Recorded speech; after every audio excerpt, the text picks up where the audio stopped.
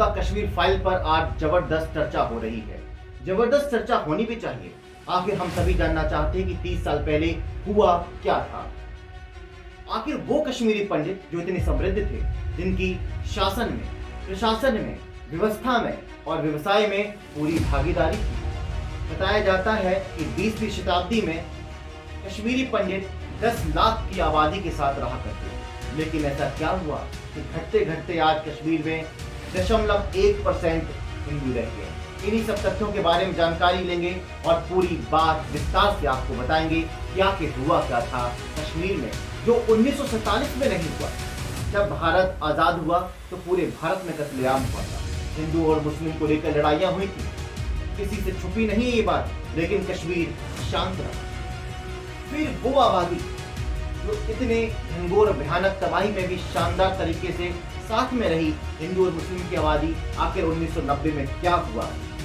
दोस्तों, इसकी तैयारी, उसकी नींव बहुत पहले रखी जाती थी। 1986 में गुलाम मोहम्मद अपने जीजा फारूक अब्दुल्ला को सत्ता से हटाकर कश्मीर की सत्ता पर काबिज हो जाते। उन्होंने कहा कि न्यू सिविल सेक्रेटरीट एरिया में एक शानदार पुराना मंदिर है, हम उसको गिराकर, उसको ध्वस्त कर उसकी नींव पर हम एक शानदार शाह मस्जिद का निर्माण करेंगे।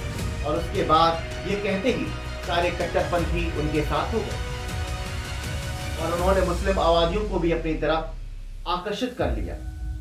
और कुछ ही देर बाद ऐसे ही नफरत का माहौल पैदा किया कि जगह जगह कत्लेआम शुरू हो गए।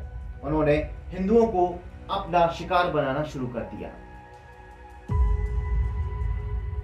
लिहाजा कश्मीर की फिजाओं में नफरत घोली जाने लगी और कट्टरपंथियों को गुलाम मोहम्मद से अच्छी खासी दवा मिल गई थी और वो अपने मुकाम पर निकल चुके थे। पाकिस्तान भी उनकी मदद कर रहा था। आखिर कट्टरपंथियों ने यह निर्णय लिया कि हिंदुओं को हम कश्मीर घाटी से निकाल देंगे। और ये बात कहीं लिखी नहीं है, लेकिन इतना बड़ा प्रोपोगेंडा चल रहा हो, इतनी बड़ी बात चल रही हो, तो कहीं ना कहीं सत्ता का भी इसमें निर्दोष नहीं रह सकती। जो भी प्रधानमंत्री थे या जो भी कोई सत्ता में थे, वो निर्दोष साबित नहीं हो सकते कि आखिर एक जगह भारत के एक हिस्से में इतना बड़ा नरसंहार चल रहा था और देश चुप गया। लिहाजा जब जगह जगह हिंदुओं का कत्लेआम होने लगा, तब वहां के राज्यपाल थे जगमोहन साहब। उन्होंने क्या किया, गुलाम मोहम्मद की सरकार को भंग कर दिया और राज्यपाल शासन लगा दिया। लेकिन फिर भी स्थिति काबू में नहीं हो पाई। कट्टरपंथियों ने वहां पर अपने कैंप लगाए और आम नागरिकों को AK-47 सिखाने लगे और लोगों को आगे जंग के लिए तैयार किया जाने लगा। लेकिन फिर भी शासन शांत रहा। उसको इसकी खबर क्यों नहीं लगी? वो क्यों नहीं देख पा रही थी कि आखिर भविष्य में क्या होने जा रहा है। और इसका अंजाम ये हुआ, कश्मीर से कश्मीरी पंडितों को बुरी तरीके से भगा दिया गया, कत्लेआम कर दिया गया, महिलाओं का रेप हुआ और बच्चों को मौत के घाट उतार दिया गया। लेकिन एक सबसे अच्छी बात क्या हुई, 1987 में दोबारा चुनाव होते हैं। ये सारे कट्टरपंथी, ये सारे आतंकवादी चुनाव में खड़े होते हैं, लेकिन आप तारीफ कीजिए, एक भी कट्टरपंथी, एक भी आतंकवादी वहां पर चुनाव नहीं जीत सका। चुनाव तो दूर, जीत तो दूर, वहां पर वो एक साधारण वोट भी नहीं जुटा सके। इससे साफ था कि वहां की आबादी, चाहे मुस्लिम हो चाहे हिंदू हो, वो ये खून खराबा नहीं चाहते थे। लेकिन सत्ता के लोभियों ने और कट्टरपंथी लोगों ने वहां पर अपना प्रोपोगेंडा चलाया और मुस्लिम आबादी को इकट्ठा करके हिंदुओं के विरोध में चीजें चलाई और जिससे ये नफरत का माहौल पैदा होता चला गया। दोस्तों, इसी क्रम में सबसे पहले उन्होंने बीजेपी अध्यक्ष रहे टीपूलाल टपलू को सरेआम गोलियों से भून दिया।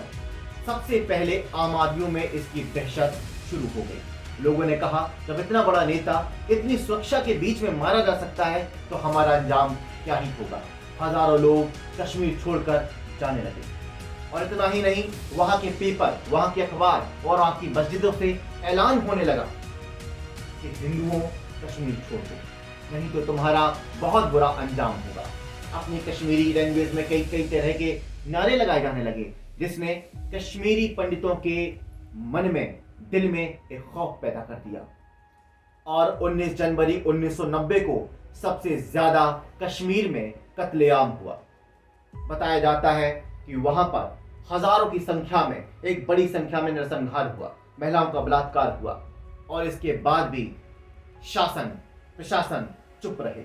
लेकिन फिर भी ये चीज सोचने में मजबूर करती है कि आखिर कट्टरपंथी कितनी तादाद में थे, आतंकवादी कितनी तादाद में थे कि भारत देश की इतनी बड़ी पुलिस फोर्स उसको काबू में नहीं कर पा रही। ये सोचने वाली बात है, कहीं सत्ता छुपे मन से इन सब के साथ तो नहीं थी।